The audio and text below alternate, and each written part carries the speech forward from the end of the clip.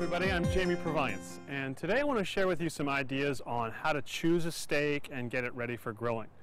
Because sometimes the decisions that you make in the store and what you do to prep the steak make as much of a difference as your techniques on the grill.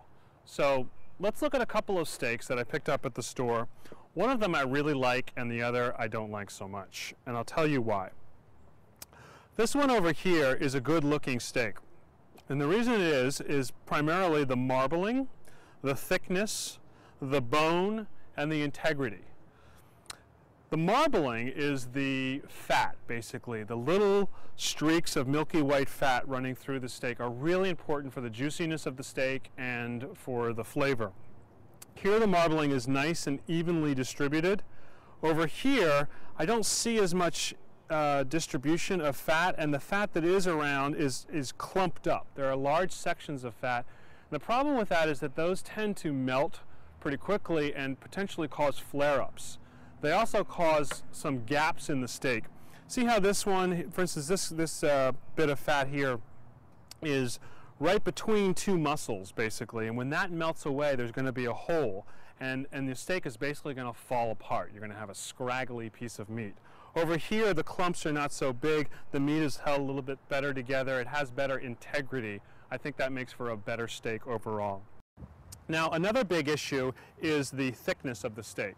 Both of them are roughly an inch, maybe an inch and a quarter thick, and that's a pretty good thickness to start with.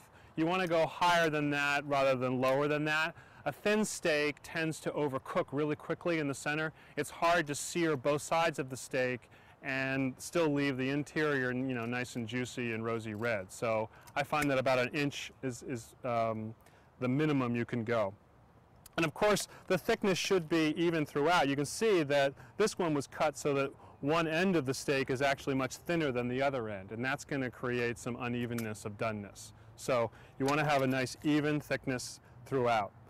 So once you've got a well-marbled, evenly cut, perfectly big bone-in ribeye steak, how do you get it ready for the grill?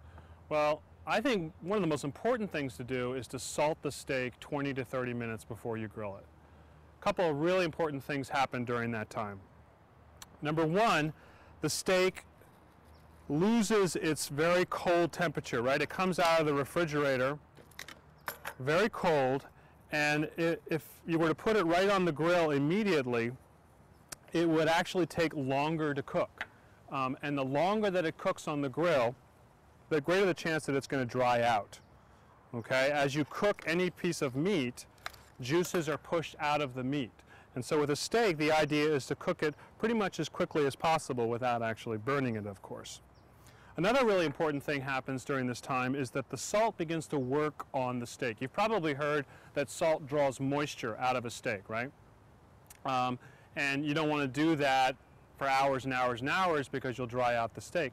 And that's true, but if you do it for just 20 or 30 minutes, actually that little bit of moisture that comes to the surface of the steak makes for a beautiful, really delicious crust on the surface.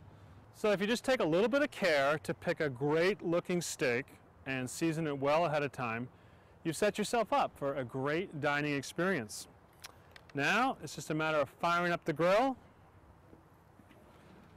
and letting the meat hit the heat.